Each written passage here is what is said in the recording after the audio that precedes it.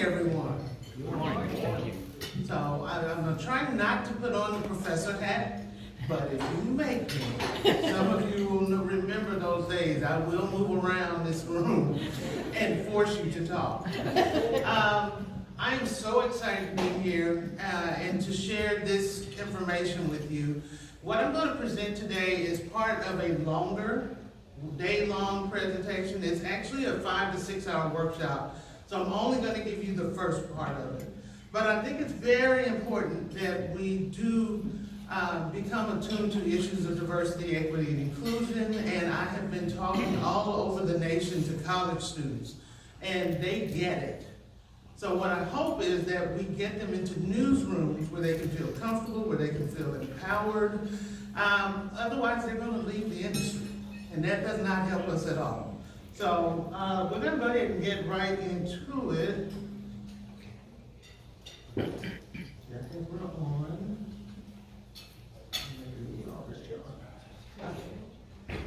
There we go. And I want to begin by just exposing you to what the training is. And some people say it better than me. I thought it'd be good to let you hear from the actual creator. I'm Joe Geisler, and this is your official welcome from the Freedom Forum. That's the highly respected engine behind this one-of-a-kind workplace integrity workshop, which is part of the Freedom Forum's Scholarship Project. I created the curriculum, and I'm going to pop in from time to time as your coach. We start with the assumption that you're smart, and you care, and you want practical information that you can put to use immediately. We also believe, as you do, that people deserve to feel respected and safe and welcomed wherever they work. The boardroom, the Zoom room, the newsroom, the classroom, or an assignment out in the field. We hope this workshop is a toolkit to help you do your part to create and preserve workplace integrity. Now I'm going to define it, but by the time this workshop is over, you'll know it as well as I do. Workplace integrity is environments free of harassment, discrimination, and incivility, and filled with opportunity, especially for those who've traditionally been denied it. Now, back to your home team. So Jill Geisler is sort of an expert on many things, but especially on journalism and newsroom management and diversity, equity, and inclusion. And I kind of fangirl whenever I get around her because she is truly amazing. Jill was part of a team that created this specifically for journalism. So this is not about us adapting some type of training for somebody else. This is made for us, by us, to make us better. So what we're going to pay attention to is why was it necessary? Right? How many of you all have been in this industry more than 20 years? Anybody over 30? Yeah. See, we won't go any higher. But those of us who grew up around the newsroom, we know what we consider normal.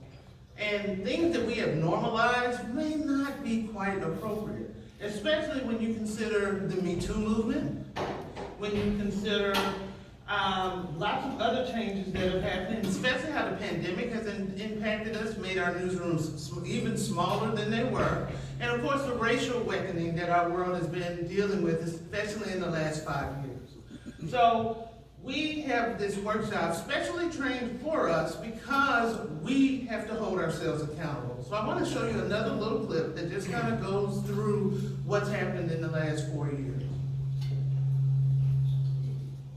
Okay, that video. Should be played. Growing reports of sexual harassment from Hollywood to Capitol Hill to the media. The most vulnerable we could be through being a minority, through being a woman. Disturbing allegations from 6 women. How many of these stories are out there? Be honest with ourselves about what's happening within our organizations. We push other companies and we report on them. We're not great at doing that about ourselves. In late 2017, when Me Too revelations exposed sexual harassment and misconduct in many media organizations, we immediately began looking at what role we could play in creating meaningful and sustainable change within the industry. When we convened the first first Power Shift Summit, we didn't know how many people would be willing to participate and have these really difficult conversations. The most memorable moments have been seeing the commitment of media companies who want to solve this problem. You have to have organizational culture change. You have to have leaders who really want to make a change in the workplace. Our goal is workplace integrity, and we define that as workplaces free of harassment and discrimination and full of opportunity. Empowering people who are seeing this stuff happen to tell someone. My father was a big champion of diversity and promoting women and people of color. Diversity and inclusion is really in our DNA and in all the programs we do. How many people in this past year have introduced the subjects of harassment and discrimination into your conversations in ways you haven't before? We believe that we can improve the quality and future of journalism if we work together and we create safer, more inclusive, and diverse media organizations. So I'm excited about bringing Power Shift to you today because when I was learning to be certified for this, I was certified right next to the director of news for NPR, right next to people from CBS and NBC and ABC and USA Network. So it's not just the large organizations that need this, it's our smaller organizations also.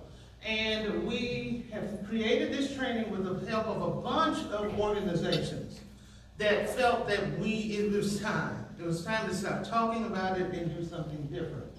So, what we have are anti-harassment and anti-bias workshops uniquely designed just for us that set the table for conversations. And what I hope that you do is go back and decide to have some conversations within your newsrooms, within your organizations, on the issue of workplace integrity. So, I would like for us to all participate now and read the definition of workplace integrity aloud so we can sort of contextualize what we're going to do. So here we go. Workplace integrity we will define as environments free of harassment, discrimination, and incivility, and filled with opportunities, especially for those who have traditionally been denied. So this is actually the first part of 4 modules. We will start with just teaching critical thinking. I work in a liberal arts institution. We talk about critical thinking every day. Journalists, I hope, have critical thinking skills, right? So we will start there, but then we would move on to the other modules, getting people to practice having these critical conversations, courageous conversations, talking about what allyship is, and then developing cultures where people thrive.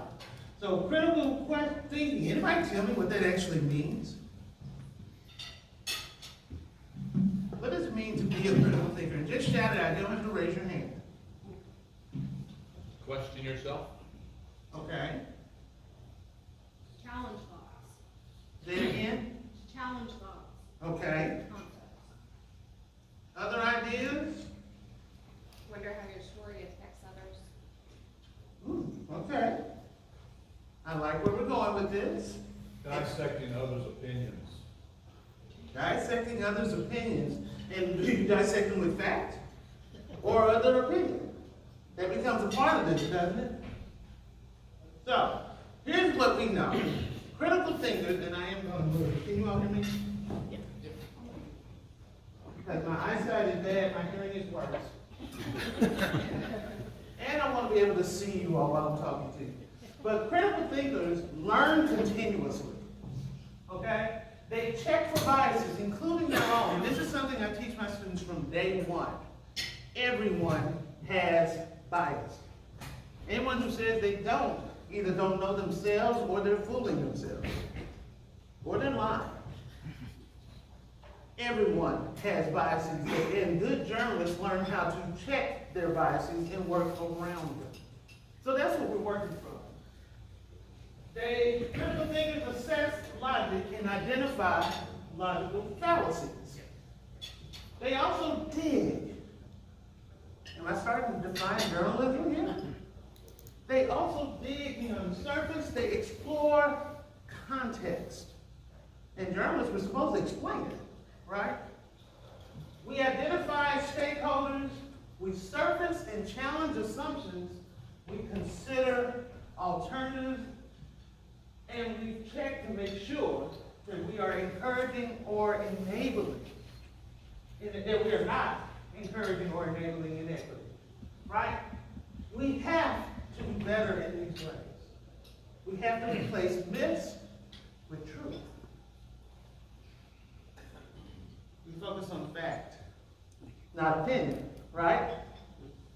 Everybody in agreement with these sort of defining markers of who is a critical thinker? I need head nods, you know, I'm a good church girl. All right, so do something, wave a hand if you know you're with it. All right, we look for patterns, we look for systems. We look for models that define, they're behind those events that we are exploring. Most important, critical thinking allows us to challenge wrong. And that wrong can be anywhere. Quite often, we are identifying it in our communities. But sometimes we need to look within our own house, look within our own organizations, and challenge the wrongs that we identify there. So, let's practice. See who we have in this room that is a critical thinker. Let's look at this sentence and tell me what's wrong with it. If both sides are complaining about our story, we must be doing something right. What's wrong with that? Kaylin Mary, my former student, go ahead. There's never just two sides to a story. There's never just two sides to a story. What else? Can I say that as a brand new journalist a long time ago, that's exactly what my editor told me. I was dead on if I was getting complaints everywhere. See, I told you this was created for us, right? What else is problematic about this statement? Both sides might have a point. Right.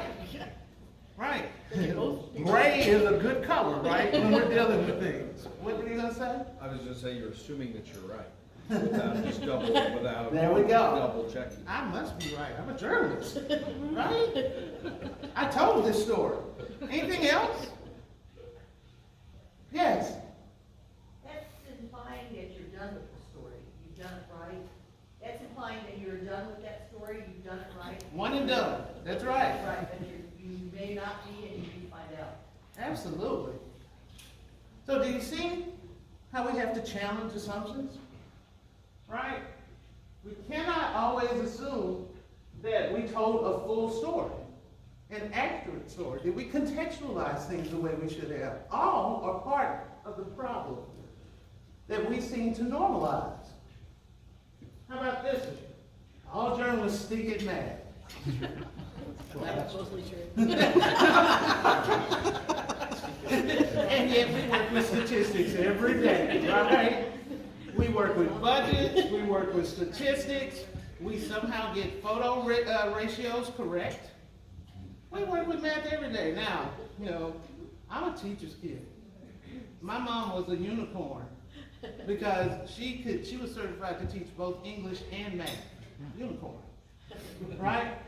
I hate math. Doesn't mean I can't do it. I hate it. But we have to understand math, otherwise how are we reporting on government budgets? Fallacy. Right? All right. Journalists who move into public relations have gone to the dark side. What is problematic about this sentence?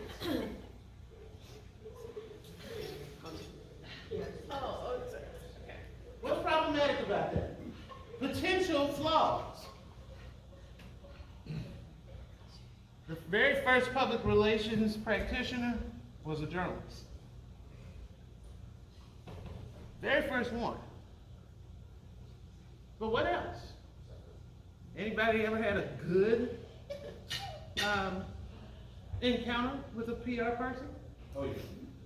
It creates an antagonistic relationship and distrust. Thank you. There we go. We can't be peers. We can't be working on the same team. We have to stop accepting this type of thing as just right, as normal, as accurate. Because in fact it's not. Some of my best friends are in PR.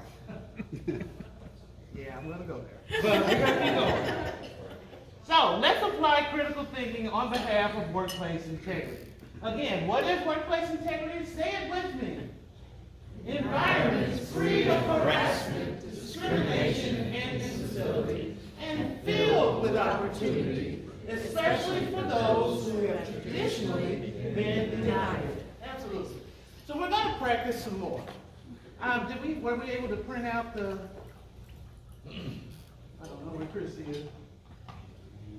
The 16th. Yeah, were we able to print out the 16 statements? If not, I'll work around it. But you all are at tables.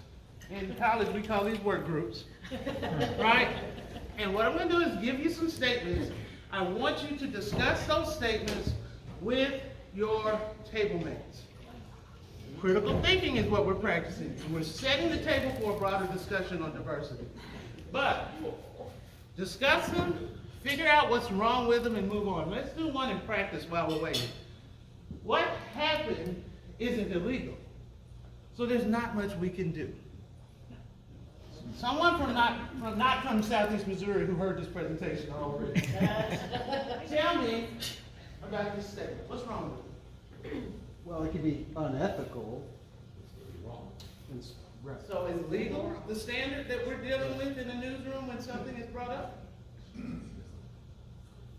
Something that can be unethical and still wrong. Something can be unprofessional and still wrong. It doesn't have to hit the mark of legality.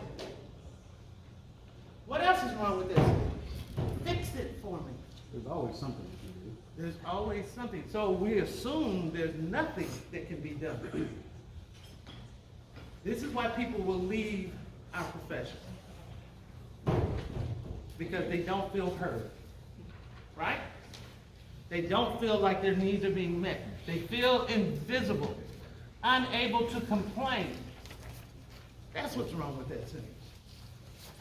What happened isn't illegal, so maybe, but, what if we threw the word but in there, wordsmiths? What happened isn't illegal, but there's still something we can do. Does that address a wrong? Challenge an assumption? Make a person feel heard? You all with me?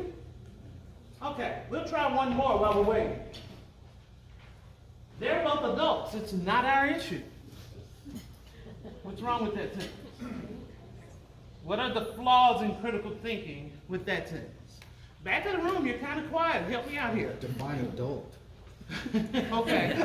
What do you mean? I work with adults, 18 to 24 primarily. And I have to remind people, 5 years ago, these were junior high school students. But technically, they're adults. So what is an adult? Becomes the question. What else is wrong with that sentence? Isn't it kind of like the first one? Just because they're adults doesn't mean something wrong didn't happen. Doesn't mean there's not a problem Sure. just because they're adults. There can still be a problem between adults. What else? What's the issue? Huh? What's the issue?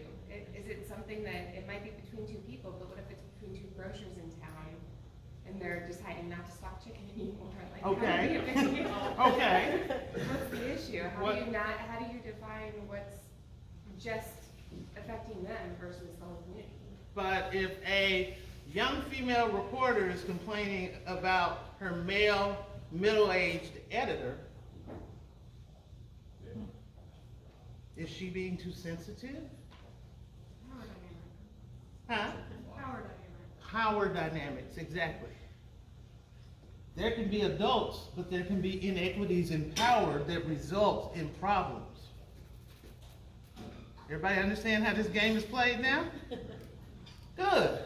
So, 3, 4, 5, 6. I messed this up horribly at the last meeting. We're going to try this again. You were You're good going to at do number 3, number 4, number 5, number 6, number 7.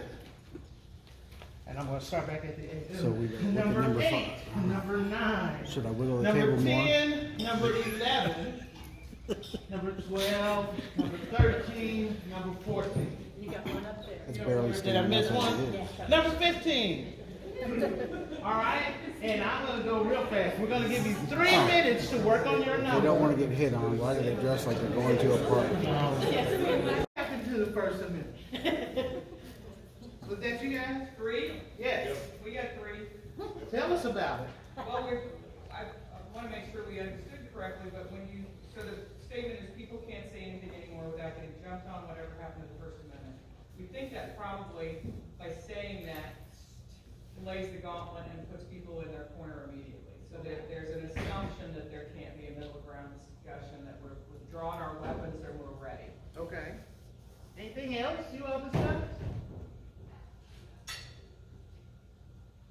We talked about Well, it speaks to the incivility that we're talking about. People are afraid of things.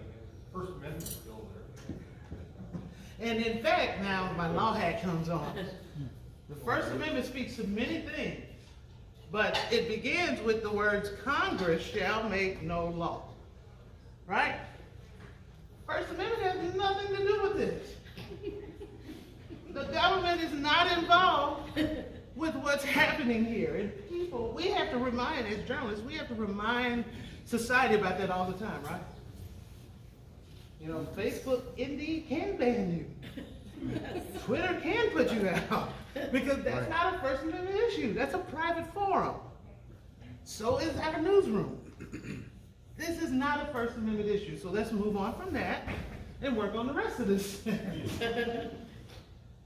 Challenging wrongs, applying logic, using fact, right? Sometimes you have to center the conversation correctly and remind people this is not a First Amendment issue. You're in a private forum. Believe it or not, critical thinking requires that piece of it also. All right? Thank you all. Number 4, I was raised to be unbiased. Everyone's the same to me. What's wrong with that? Well, everyone has biases. Just saying you're raised to be unbiased is a bias. And our differences are important. And so just treating everyone the same is not how we want to interact with people. It doesn't create this workplace integrity. Okay. So we can't just treat everyone the same. We actually don't, because we have hidden biases, right? I'm going to show you some of those later. But I will just stand here now in my truth and tell you I am a black female who is hard of hearing. I wear hearing aids, and my eyesight is bad. That is all a part of me. I live that every day, being a black female who is differently able. I need you to see that. I need you to understand that when you're interacting with me. Otherwise, you're going to say I'm being sensitive. That makes sense? Thank you for that nod. I felt that nod way over here. But people want you to see them individually. So you cannot tell me that you don't see color, because my race is a part of who I am. We have to be able to accept that. We have to be able to say that. I say it unapologetically. I'm proud of that. But if we can't say it and we can't speak about it, then we can't fix it when there's a problem. So we have to be unfearful when it comes to that. Good job. Next, if they don't want to get hit on, why do they dress like they're going to a party? Is that you guys? A table full of men. I made that point. We've got 3 middle-aged white guys here. I love it. Tell me what's wrong with that. First of all, the responsibility for reacting to that is on me, not the person There that's... we go. That's a great place to start. Yes! What else? We talked a little bit about expectation of, dress code and who sets that. And there should be something in place. Okay. So that there's, now, but who defines that? And Ted was talking about, well, the person that runs the office defines that. So that person needs to be sensitive to what's going on, I suppose. And then we talked a little bit about, is there such a thing as dressing provocatively? I met my husband in a club, so I'm going to say yes. And that was my answer too. You know, so there's gotta be a balance in this, and I think that's what we're after here in this particular question, is striking that balance. But the ultimate responsibility is, you're responsible for your own behavior and reactions. Sure, and that's the big point. Yeah. You're responsible for your own. We learned it in 1990 when I was in college. No means no, yes means yes. Wherever I go, however I dress. So you are responsible for your own actions, and we don't victim blame. We don't victim blame because the dress passive. Now, that doesn't mean I show up at work in Speedos. That's exactly right. And me neither. So we have to have balance. We have to have levels of dressing professionally. But in a context like this, it doesn't matter if she was uncomfortable and said so. If he was uncomfortable and said so, we need to respect that. Right? And notice they use the pronoun they intentionally in this, because males or females could experience this. And that's not something we talk about. I saw a meme the other day that said we laughed at people the way Pee Wee Herman dressed, and now that's what the suits look like. It's true. It's true. And that is creating some problems for men. All right, media organizations are high-stress places where anger and shouting come with the territory. Just man up and deal with it. Dennis wants to do this one. I'll admit there's shouting that goes on in our news organization. Okay. It's mostly a 99.9% that shouting at inanimate objects, mainly the computer. My writers, if the computer's not doing what they want, and they get really pissed off. Yeah. And that's what I get upset about myself. But we have to be, but I think you have to, when you, in a news organization, when somebody's yelling at somebody else in an anger tone and not getting what they want, then you got a problem and you need to address that. Okay. That Anything else? creates more high stress on if you're, especially if you're yelling like an editor to a writer or a writer to a writer. That's what have I heard so much in the last couple of weeks, that you get more with honey than you do salt water. Yeah. Or vinegar or whatever it is. Yeah. There's always an apology the next day. What happens on a Tuesday stays on a Tuesday. This is sounding like a therapy session. Okay, yes. But, I mean, it's about the power dynamic, right? That's one. It's about creating a toxic environment. That's two. And normalizing it. I really hate what comes after the code. Yeah, deal. Just man up and deal with it. And no one's That ever means said like that. it's okay. That's saying it's okay. Yeah. And it's saying, it's usually apologizing for a man that's doing this, right? This is male behavior. This is typical male behavior. You just have to recognize that. This is a newsroom. We're under stress. Well, go do some yoga. Get a stress ball. Take a walk. Get some medical marijuana. Do whatever you need to do. But you need to find another way to express your stress. And I have a body mouth, trust me. My students have a, what do we call it when I look at somebody with just utter disgust? The buck stare. They gift me, y'all. Because I have this thing where I look at them and I'm like, really? Are you really that dumb? Are you really that dumb? And I'm so disappointed in you, all mixed up into one look. It's terrifying to be on the other end of that. Also looks like it'd be pretty fun to watch her do it to somebody else. Oh, that is fun. There are memes out there, that's all I can say. There are books there. And I look at them because I know they can do better. But I also have this, I tell them, I push. And I push because I see something in you. But for the last couple of years, I haven't been doing it. And one of the other people I was advising with was like, why are you being so nice? What's going on? I know this group will break. So I know my audience. I know which students can handle me pushing and which ones I have to treat differently because I don't want them to walk out on me in madness. And that's what this generation, I don't know if you all noticed it, that's what they will do. They don't take a job for 5 years. They take a job for a year. If that, right? And they will leave if they are unhappy with the culture. That means maybe that's a good thing. Because it's forcing us to change our culture. It's forcing us to deal with people as individuals. Now this year I'm back to pushing. And my co-advisor is looking at me like, I've never seen this side of you before. I got a good crew and I know they can take it. And it's not me being a bully. It's not me being, because I'll do something and then I'll turn right around and laugh with them in the next sentence. So I think they think there's something else going on up here. But it's just me knowing how to deal with them and how to soften conversations. It's about individuality. Good job. Why didn't they speak up sooner? Why only now? Is that the second? Tell me about it. Well, focuses on the power issue, which we talked about before. Maybe one person has less power than the other people. It also brings up the issue of the sound of the voice. Maybe this is a person speaking up who doesn't have the strength to speak well, and needs encouragement to vocalize. Look the other way, maybe nobody's listening to this person. Yeah. And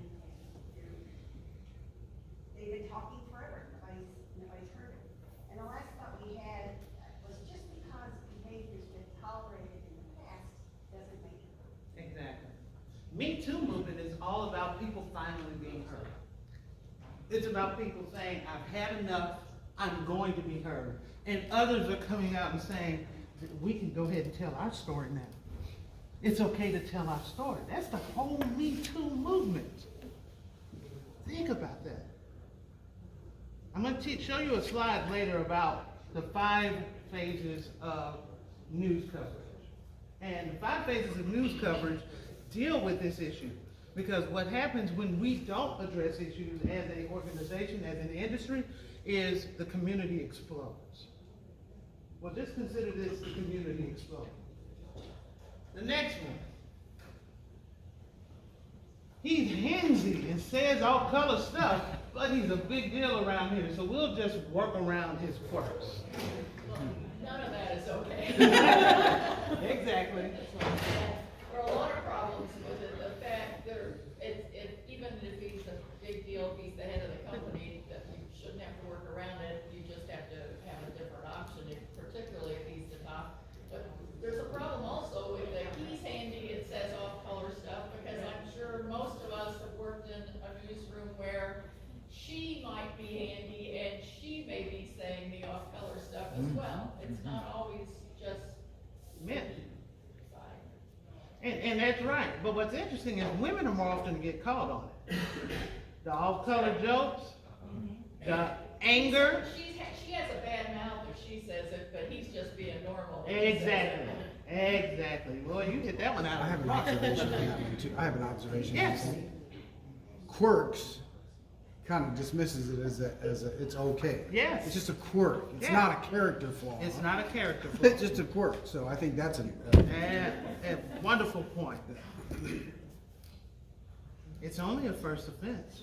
That we know about. That we know about. Thank you for finishing. What else? It's still an offense. It's still an offense. Only is one of the most powerful words in our language. Yeah. It's an amazing word. It's only a first offense. Move only around and you can change the word, you can change the meaning of a sentence, right? So only is a powerful word. It's still an offense. Anything else? Well, if it's the only offense, it means it was happening before. Probably. Just didn't get caught, Yeah. like you said, right? HR protects the company, not you. So we discussed that employees still have rights and still there's policies for everyone to follow. Okay. The other part was, the company usually hires the HR person, and so a lot of times they'll have the tone and the flavor of the manager of the company rather than the employee. And how about this? HR literally means human resources, right? So HR works within a company, but their job is protecting the people. Right? Human resources. I'm all against harassment and discrimination, but first, what do we do about overreactions and false accusations? This second. Classic, what about us? Classic, what about it? Whatever do you mean by that? It assumes that there's always overreactions and false accusations more often than there are legitimate complaints of harassment. Okay. Everybody understand that? And as a black female again, what about it is the whole challenge to the Black Lives Matter movement. Every time I hear Black Lives Matter, somebody say Black Lives Matter, I also hear somebody say, but what about black on black crime? Wait a minute. Stop. These are two separate conversations. We'll talk about what black on black crime means later. Let's focus on this. It's a deflection, right? We're deflecting from the issue by bringing up other issues. No, let's concentrate on this. Then we can filter out the problematic. But if we don't address the primary issue, the other ones don't matter. The primary issue is so hard Whatever do you mean by that? I'm clutching pearls here. Yeah. We don't want to talk about the primary issue. It's much easier to talk about residual effects, right? That's what we're dealing with. No, again, we have to have critical thinking, and we must have courageous conversations. That's why you all need to do the whole training. All right. For the good of the organization's reputation, we need to keep this quiet. We are nervous. That's the whole We're problem. not in the business of keeping things quiet. And yet Matt Lauer and Charlie Rose have it. Natural reaction is what happens in Vegas. What happened to what? In Vegas. Yeah. Nobody is telling us. Absolutely. That's our job. We are journalists. That means exploring truth everywhere, including in our own organizations, right? But what about that other part? What about our organization's reputation? I work at the university. You all know I hear that all the time. All the time. And I advise the student newspaper. And so I'm like, go get them. Freedom of Information Act, go do it. You know, I'm sitting there in the background coaching, knowing that the advisor is always the first to be fired. Because they can't retaliate against the students, they retaliate against the faculty. Right? So, you know, these are things that we have to worry about. When we put reputation over humanity. Taking care of it should be seen as improving the organization's reputation, not harming it. Our eyes on the wrong ball. We're so embarrassed that we forget to be courageous. Cut out the cancer, right? Set policies in place, be proactive. We try to be reactive. And that's the problem. All right? Let's see. We hire and promote based on merit. Everyone needs to pay their dues. The first thing we just immediately noticed was that that's kind of contradicting itself. Are you promoting and hiring based on merit, or are you doing it based on experience? Which one are you doing? It's against each other. And who decides that merit? And who decides how long any of that? Who decides all of that? And pay our dues. Are we pledging?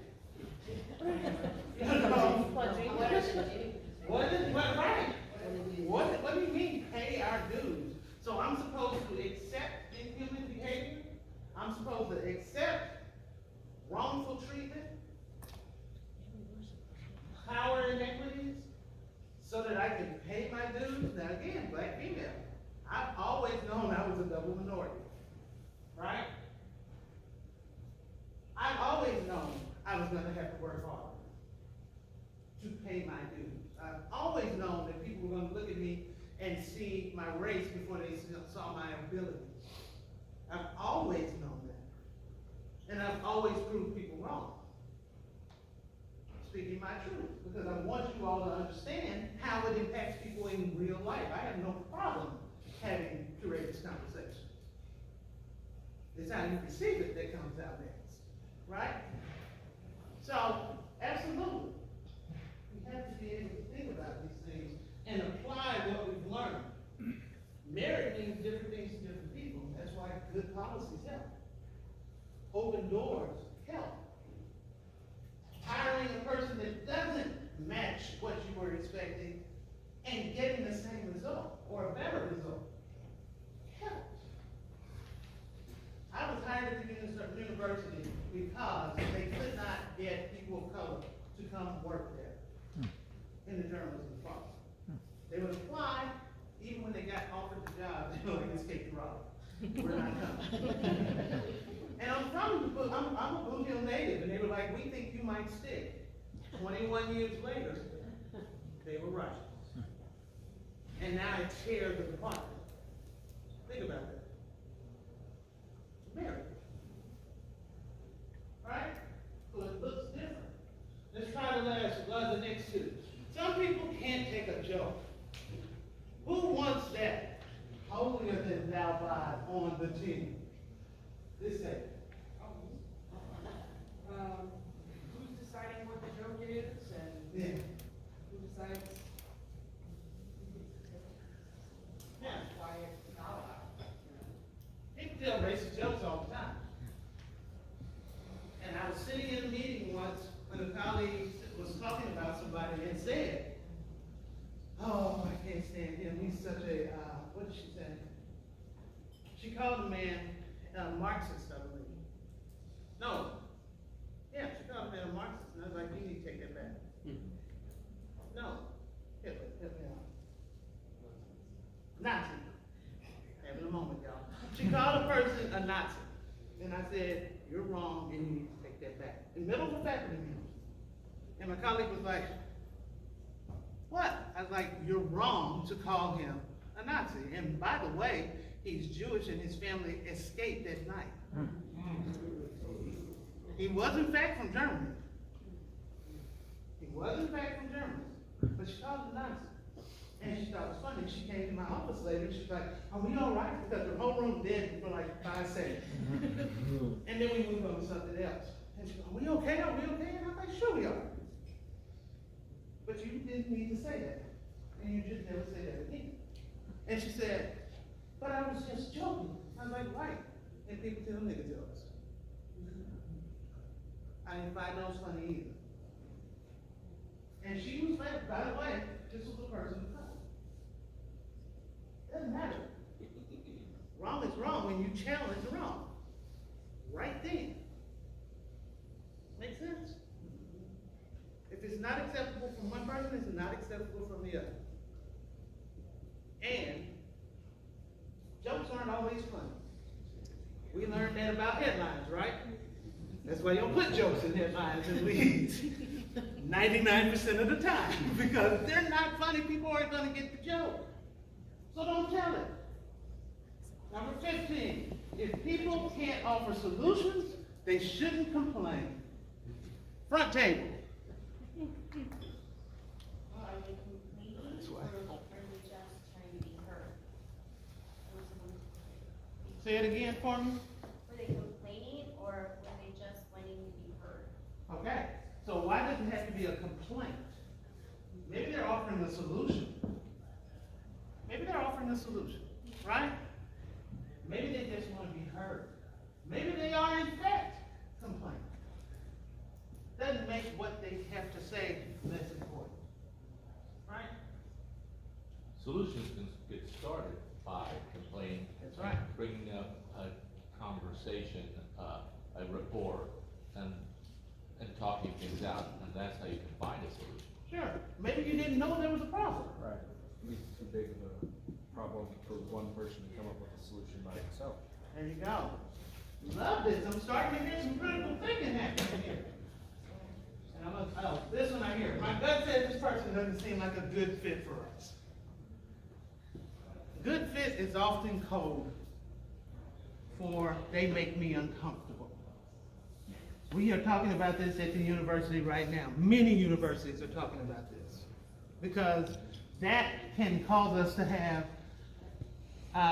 non-diverse newsrooms, non-diverse workplaces, because we want people who make us feel comfortable. Maybe you need to get comfortable being uncomfortable for a while.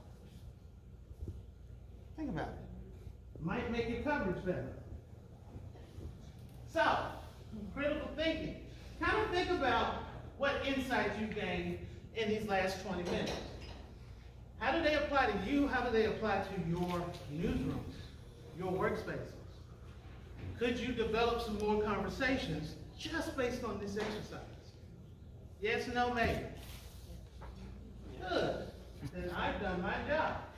Because remember, critical thinking's role in workplace integrity is number one, to identify forces that encourage or enable misconduct. To replace myths with truths, prioritize fact over gut feelings, look for pattern systems and mental models behind the events and issues, and to challenge wrong. Were any of those things that you all went through, things that you have, any of them, that you have seen, witnessed, heard, experienced in your own workplaces? You don't have to answer audibly, but I want you to think about that. Yeah, pretty much all of them. So how do we challenge those wrongs? You've finished the first workplace integrity module. You're now ready as critical thinkers to identify issues of logic, accuracy, bias, assumptions. But thinking is easier than challenging, especially in the moment when you know you should act, or when you want to raise an issue because you know there's a problem to be addressed or an opportunity for improvement. How do you find the right words and deliver them the right way? You don't think we leave you hanging, do you? Our next workplace integrity module is Courageous Conversations. It's grounded in conflict resolution research and my own years of experience in teaching how to achieve your goals and build stronger relationships at work. So now I'll turn it back to the home team for a quick look ahead. So what would happen next is we would start having some courageous conversations, and this includes role playing. We won't be doing that, but if you want to go through the full training, I can certainly help you to do that. Then we talk about allyship, and we talk about building that culture. So this is the first part, is all we're going to do. But I promised you that we would talk about othering and how it happens. The exclusionary phase. When we don't think something is newsworthy, we don't cover it, right? But I wonder how many times we're ignoring something because they don't fit into our community's mindset. Because local journalism, we're good community partners, right? So sometimes we think for the good of the community, we just will ignore something. It's what happened with the AIDS epidemic. Probably what happened with COVID also, if we take a good look at it. And then, when we can no longer ignore it, we set up groups of people with different identities as a threat to our community. Think about them as being outside of the system. There's so many examples, but I'll stick with AIDS. AIDS was a gay male problem, right? AIDS was a gay male problem. We don't have to deal with it. It's happening to them. Right. It was only at first. That we know of. But I'm just saying the way it was, But the way it was covered, it was almost as if it's their fault. Right. It's their lifestyle. Right. We didn't know about downloading. We didn't think about bisexualism, about people who were bisexual. We just ignored all of that. And we told the story that made the most sense to us, recognizing that that sets that group up then as adversaries to the rest of society. Think about what happened after 9/11. and the backlash on brown Muslims. And I say brown Muslims because there are more white Muslims in this world than any other demographic. But they didn't get targeted, just brown ones. And all people from the Middle East became terrorists. We othered them, set them up as a threat. It's happened in many. If you ever want to watch a good documentary on the subject, you can watch it on YouTube. Springfield Has No Shame. And it's about Springfield, Illinois, and some race riots that happened there, and how the newspapers in that community contributed to it. Springfield Has No Shame. Very good documentary. And they actually show you the newspapers. They show you how the newspapers contributed to setting the black community there up as an adversary. Because what happened? If somebody is a threat for so long, violence happens. Civil rights movement, Black Lives Matter movement, 9/11, post coverage, and even COVID. We've got people who have forgotten how to be social. My sister's a high school principal, and she's dealing with that right now. Quarantine has made people unsocialized, and so they're fighting. Think about it, right?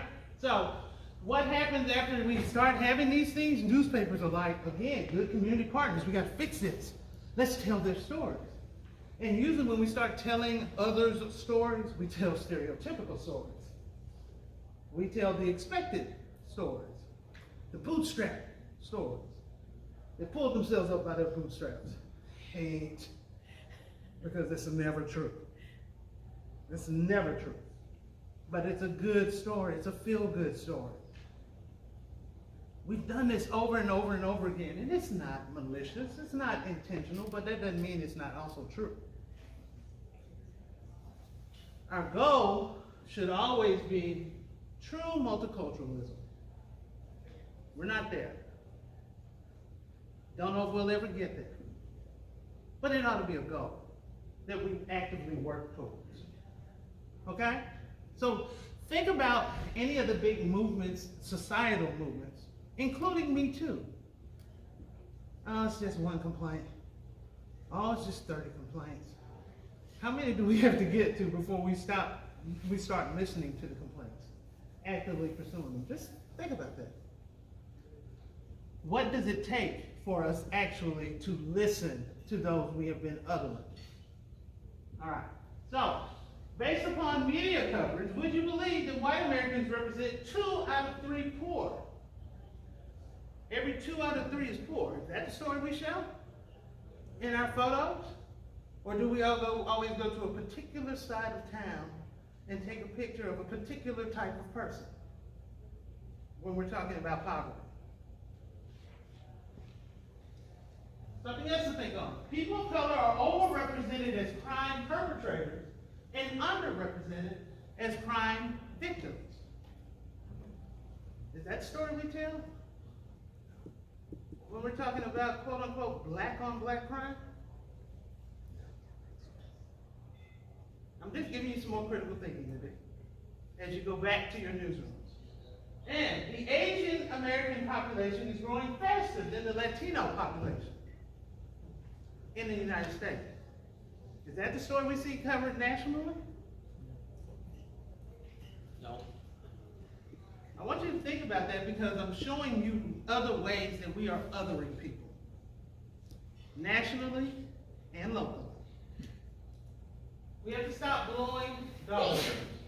People come to us for information. They rely on us, and we shape those conversations that they didn't go to the local pancake house and have. We shape those conversations. We shape their understanding of reality.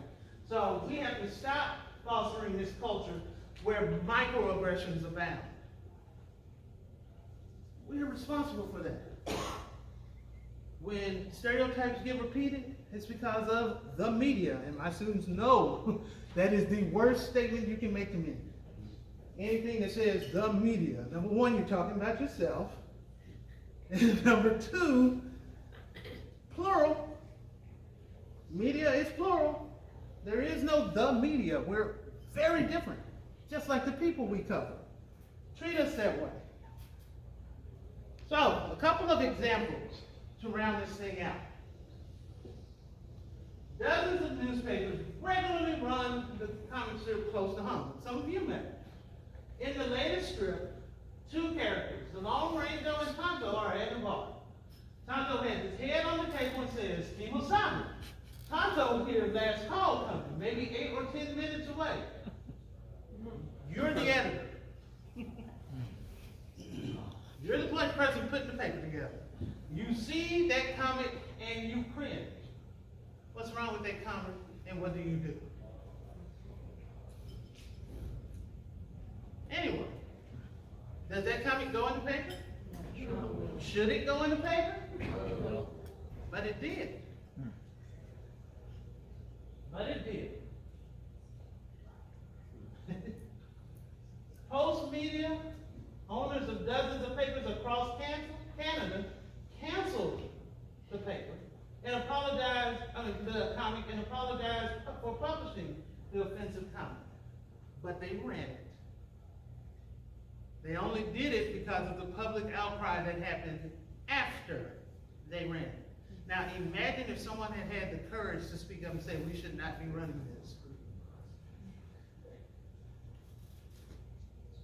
Courageous conversations, right? Moral of the story. Beware of publishing microaggressions, which intentionally or unintentionally perpetuate stereotypes. Screen content when it comes to you. I know many people have gotten rid of copy editors, and that's a problem. But we are all on watch for this thing. I won't do that one. How about this one? Your sports editor has completed layout of his section, which includes a story in the lower left corner of the front, the sports front, about girls' high school soccer. And actually, that should not be soccer. That should be golf. But here's the headline. Girls seek a new number after spending last season on all fours. Oh my gosh. I don't make this stuff up. I just go find it. You like the headline, and you run it. You also put it into your social media stream. And we haven't really talked about what's wrong with that. No. Okay. It ran in August in the Aurora Advocate in Ohio. And this would have been last August, August 2020. Parents were infuriated. It's such a sexualized headline, and then when you read the article, there's a significant amount of innuendo thrown in. The title that goes with it is right under the image of an Aurora High School golfer who is a minor. One of the high school alums wrote that. But it's a joke. All jokes are not funny, right? So, moral of the story. We're supposed to treat people with respect and compassion. Sexism doesn't really fall into that. Sexism about a minor is really creepy. And we all would like to think, oh, I would never do that. Really? Or are you able to, backseat quarterback and figure out, I wouldn't make that mistake. We all make mistakes. It's not that big a deal. Yeah. Especially in a world where social media spreads information and will increase the amount of viewership and negativity that results. We all have to be very careful about that. So, we've covered a lot in and out. Anybody have any questions? This is when you run out. You're like, oh, good, okay. So, thank you all.